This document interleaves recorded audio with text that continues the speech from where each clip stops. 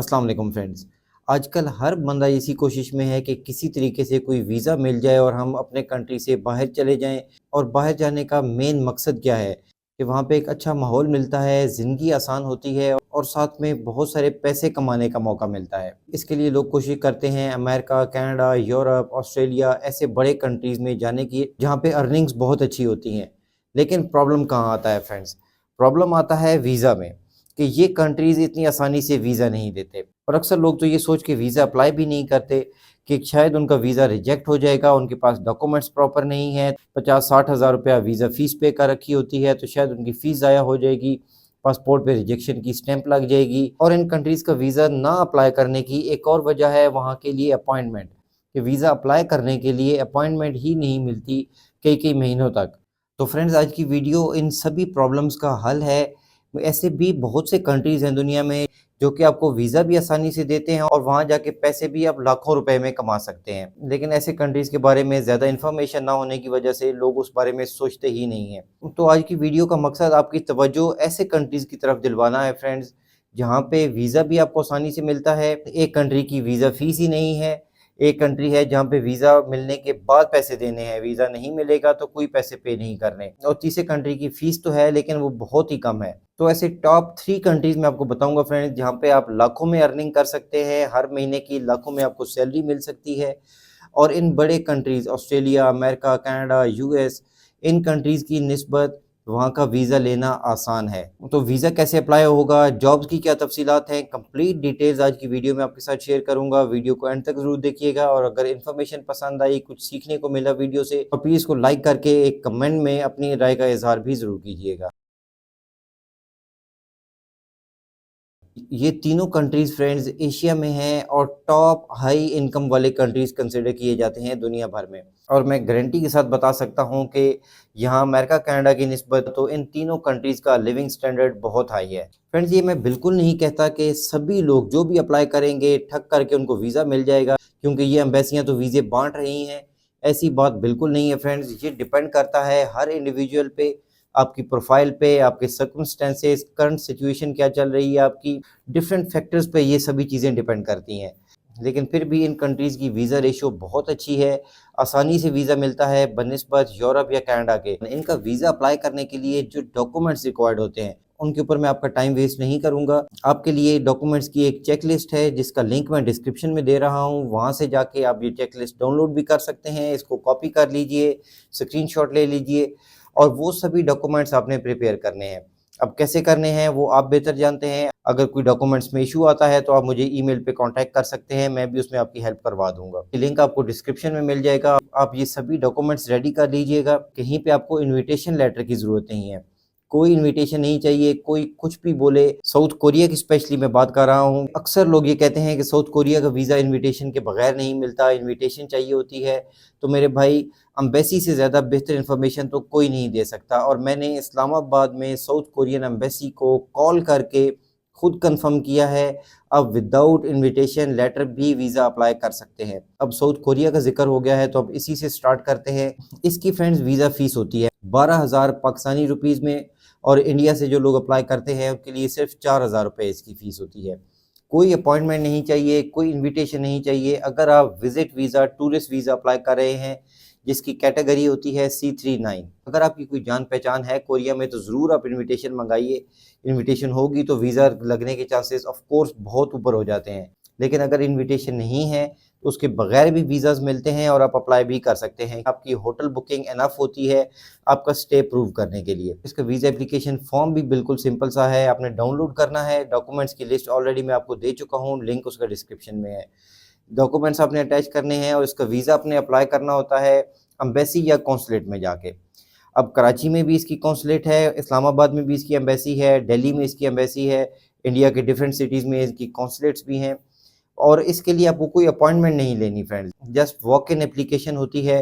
Visa fees के पैसे आपने कैश अपनी जेब में रखने हैं और जाके डायरेक्ट एम्बेसी या कॉन्सुलेट में अपनी वीज़ा एप्लीकेशन जमा करा देनी है, और वहीं पे आपकी वीज़ा फ़ीस भी जमा होती है और आपका वीज़ा सबमिट हो जाता है। इसके ऊपर एक ये डिटेल्ड वीडियो फ्रेंड्स मैं ऑलरेडी बना चुका हूँ, साउथ कोरिया की वीज़ा इन्फॉर्मेशन, एप्लीकेशन का पूरा प्रोसेस, डॉक्यूमेंट्स, वहाँ पे जॉब्स का क्या तरीका है, वर्क परमिट कैसे मिलेगा, कंप्लीट डिटेल्स इस वीडियो में है। तो आज की हमारी इस वीडियो के पहले कंट्री साउथ कोरिया में अगर आप लोगों का इंटरेस्ट है तो आप लोग ये वीडियो ज़रूर वॉच कीजिए। इसका लिंक भी मैं डिस्क्रिप्शन में दे दूंगा। बहुत इन्फॉर्मेशन मिलेगी आपको इस वीडियो से। जॉब्स और सैलरीज की बात हम आगे चल के करेंगे, पहले ज़रा वीज़ा इन्फॉर्मेशन की बात कर रहे हैं। तो हमारा सेकंड कंट्री है आज की वीडियो में हांगकांग। हांगकांग का वीज़ा अप्लाई करने के लिए कोई अपने एडवांस फीस पे नहीं करनी होती। ये वीज़ा फ्री बिल्कुल नहीं है, इसकी वीज़ा फ़ीस ज़रूर होती है, लेकिन वो आपने तब पे करनी है अगर आपको वीज़ा मिल जाएगा। इसके लिए ना ही आपने एम्बेसी जाना है, ना कॉन्सुलेट जाना है, ना कोई अपॉइंटमेंट लेनी है, क्योंकि हांगकांग का अब ई वीज़ा हो चुका है। ऑनलाइन अप्लाई करना है, आपका वीज़ा अप्रूव हो जाता है तो ईमेल पे ही आपको एक लिंक आ जाएगा कि इस लिंक पे जाके आप अपनी वीज़ा फ़ीस पे कर दें। फ़ीस भी बहुत ज़्यादा नहीं है, लेकिन आपने ये तब पे करनी है अगर आपको वीज़ा अप्रूव हो जाता है, वीज़ा मिल जाएगा। अगर वीज़ा नहीं मिलता, रिजेक्ट हो जाता है तो कोई फ़ीस पे नहीं करनी। इंडियंस के लिए तो और भी ज़्यादा आसानी है कि आपको सिर्फ एक प्री अराइवल रजिस्ट्रेशन की ज़रूरत होती है। हांगकांग के ऊपर भी एक ये डिटेल्ड वीडियो मेरे चैनल पे मौजूद है। इंडियन और पाकिस्तानी नेशनल्स के लिए इस वीडियो में पूरी इन्फॉर्मेशन है कि कैसे आपने हांगकांग का वीज़ा लेना है, ऑनलाइन कैसे अप्लाई करना है, ई वीज़ा कैसे मिलेगा, प्री अराइवल रजिस्ट्रेशन कैसे मिलेगी, पूरी इन्फॉर्मेशन आपको इस वीडियो में मिल जाएगी। इसका लिंक भी मैं डिस्क्रिप्शन में दे दूंगा। तो फ्रेंड्स, हांगकांग के लिए भी सेम वही डॉक्यूमेंट्स आपको चाहिए जो कि मैं चेकलिस्ट आपको ऑलरेडी बता चुका हूँ। और अगर वीज़ा रिफ्यूज़ हो जाता है तो भी एक ख़ास बात यहाँ पे कि आपके पासपोर्ट पे तो कोई रिजेक्शन की स्टैंप नहीं लग रही, क्योंकि आपने पासपोर्ट किसी को दिया ही नहीं, पासपोर्ट तो आपका घर में पड़ा है। ये भी एक प्लस पॉइंट है इस वीज़ा का। और फ्रेंड्स, आज का हमारा थर्ड कंट्री जहाँ पे आप लाखों में अर्निंग कर सकते हैं वो जापान।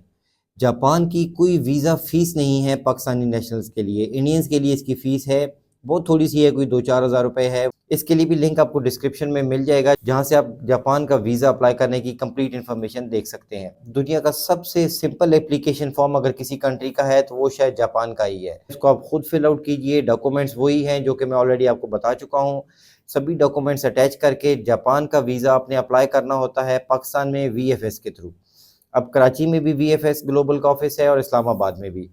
कराची वालों के लिए ख़ास बात यह है कि आपको अपॉइंटमेंट की ज़रूरत नहीं होती। बग़ैर अपॉइंटमेंट के आप कराची में वीएफएस जा सकते हैं और जापान का वीज़ा सबमिट कर सकते हैं। इस्लामाबाद वालों को अपॉइंटमेंट की ज़रूरत है, लेकिन आजकल वीएफएस से जापान की अपॉइंटमेंट आपको ईज़िली मिल जाती है। इसकी कोई वीज़ा फ़ीस नहीं है फ्रेंड्स, ये टोटली फ्री वीज़ा होता है पाकिस्तानी नेशनल्स के लिए। लेकिन आपने वीएफएस ग्लोबल के चार्जेस देने होते हैं, जो कि हैं 2500 रुपये पाकिस्तान में। 2500 रुपये आपने पे करने हैं जब आप वीज़ा सबमिट करने जाएंगे, और ये सर्विस चार्जेस होते हैं वीएफएस के। अब ये सारे कंट्रीज जो हैं फ्रेंड्स, यहाँ पे तनख्वाह आपको महीने की लाखों में मिलती है। बहुत अच्छी इनकम होती है इन सभी कंट्रीज़ में। डिफरेंट जॉब सेक्टर्स की यहाँ पे जॉब्स अवेलेबल हैं। ऐसा बिल्कुल नहीं है कि आप वहाँ पे लैंड करेंगे और आगे जॉब्स आपका इंतज़ार कर रही हैं। उन्होंने शुक्र किया कि आप आ गए हैं, बस आपको जॉब देनी है ताकि आप लाखों रुपए कमाना शुरू कर दें। दिल तो यही करता है कि भाई हम वहाँ पहुँचे, 1 महीने के बाद पीछे हमारे होम कंट्री में बंगला भी खड़ा हो, एक अच्छी सी फॉर्च्यूनर गाड़ी भी खड़ी हो। लेकिन फ्रेंड्स, ऐसा प्रैक्टिकली पॉसिबल नहीं होता। अमेरिका कनाडा आके भी यकीन जानिए कि ऐसा पॉसिबल नहीं होता कि आप रातों रात अमीर हो जाएं। सक्सेस का कोई शॉर्टकट नहीं है। इसके लिए एक ही तरीका है, वो है मेहनत, और बहुत सारी मेहनत फ्रेंड्स। और स्पेशली इन कंट्रीज़ में आके तो मेहनत का कोई आप हिसाब ही नहीं लगा सकते। अपने होम कंट्रीज़ में जो लोग मजदूरी करते हैं, कंस्ट्रक्शन की जॉब्स करते हैं, यकीन जानिए कि इंडिया पाकिस्तान में कंस्ट्रक्शन जॉब्स इतनी मुश्किल नहीं है जितनी यूएस कनाडा में या जापान हांगकांग वगैरह में मुश्किल होती हैं। तो इसलिए ये सोच समझ के आप डिसाइड कीजिए कि बाहर निकलना है। पैसे तो मिलेंगे, लेकिन उसके साथ बहुत सारी मेहनत, बहुत सारी मुश्किलें भी देखना होगी। फ्रेंड्स, जॉब्स के लिए पहले हम साउथ कोरिया को देखें तो यहाँ पे सिर्फ एक ही सेक्टर है जहाँ पे आपको आसानी से जॉब्स मिलती हैं, वो है फैक्ट्रीज और मैन्युफैक्चरिंग इंडस्ट्रीज। वहाँ पे लैंग्वेज बैरियर सभी को फेस करना होता है, लेकिन जॉब का कोई इशू नहीं है। आपको अपना विजिट वीज़ा कन्वर्ट करना होता है वर्क परमिट पे। उसकी डिटेल्स भी मैंने इस वीडियो में शेयर की हैं। आप ये वीडियो देखिएगा तो आपको अंदाज़ा हो जाएगा कि वर्क परमिट लेना कोई मुश्किल नहीं है। लोग बहुत सारी बातें करते हैं, नेगेटिविटी फैलाते हैं, लेकिन कोशिश करने से, मेहनत करने से, मैंने पहले भी कहा कि सब कुछ मिल जाएगा। साउथ कोरिया में सैलरी आपकी फ्रेंड्स 6 से 8 लाख रुपए महीने की बन जाती है, जिसमें से 2 लाख रुपए भी आप खर्चा करते हैं तो 5-6 लाख रुपए आप आसानी से बचा सकते हैं कोरिया में रहते हुए। और ये पैसे बचाना बिल्कुल मुश्किल नहीं है। मेरे बहुत से फ्रेंड्स हैं वहाँ पे और जो बहुत अच्छी अर्निंग कर रहे हैं फैक्ट्री वर्क में। और अगर जापान की जॉब्स की बात करें फ्रेंड्स, तो यहाँ पे फैक्ट्रीज में भी जॉब्स हैं, कंस्ट्रक्शन सेक्टर में भी और IT industry. Japan is one of the best choices for 2025। आपको जॉब भी बहुत आसानी से मिल सकती है और वर्क परमिट में आप अपना वीज़ा कन्वर्ट भी कर सकते हैं अगर आप कंस्ट्रक्शन या आईटी सेक्टर की जॉब्स करना चाहते हैं। और जापान में भी आप 5 लाख 6 लाख रुपया महीने का इजीली कमा लेते हैं अगर आप कोई बेसिक सी जॉब करते हैं। और जापान में भी आपको वर्क परमिट तो चाहिए होता है, उसके लिए वहाँ पे लॉयर्स भी हैं, इमिग्रेशन कंसल्टेंट्स भी होते हैं और बहुत सारे जुगाड़ रास्ते भी होते हैं। और जुगाड़ लगाने को तो हम लोग अक्सर पसंद करते हैं, तो किसी वकील से बात कर लें, वो भी आपके लिए प्रोसेस करवा सकते हैं। लेकिन ये सारा काम हो जाता है वहाँ पे रहते हुए। जो लोग भी कंट्रीज़ में जाते हैं उनको काम भी मिलता है और तगड़े पैसे भी कमाते हैं। तो जापान को भी आप कंसिडर कीजिए अपनी नेक्स्ट करियर डेस्टिनेशन के लिए। और फ्रेंड्स, अब हांगकांग की जॉब्स की बात करें तो यहाँ पे आपको कंस्ट्रक्शन और आईटी इंडस्ट्री में जॉब्स आसानी से मिलती हैं। हांगकांग का वर्क परमिट आपको पहले चाहिए, उसके बगैर तो आप हांगकांग में जॉब का सोचें भी ना। और वर्क परमिट लेने के लिए आपको किसी कंपनी से जॉब कॉन्ट्रैक्ट चाहिए जो आपको हायर करेगी, वो आपके लिए वर्क परमिट अप्लाई करेंगे। एक प्रोसेस होता है, लेकिन कंपनीज करती हैं जिनको लोगों की ज़रूरत होती है। सैलरीज के ऊपर कोई डाउट नहीं है कि लाखों रुपए यहाँ पे भी आप अर्निंग करते हैं, 6-8 लाख रुपए महीने के आप कमा लेते हैं हांगकांग में भी। जो लोग वहाँ पे पुराने सेटल हैं उनको आप देखिए अपने होम कंट्रीज़ में उनके पास बड़ी-बड़ी गाड़ियाँ हैं, बंगले हैं, लेकिन वो फ्रेंड्स रातों रात नहीं बन गए। उसके पीछे बहुत सारी मेहनत थी, आज उनके पास सब कुछ है।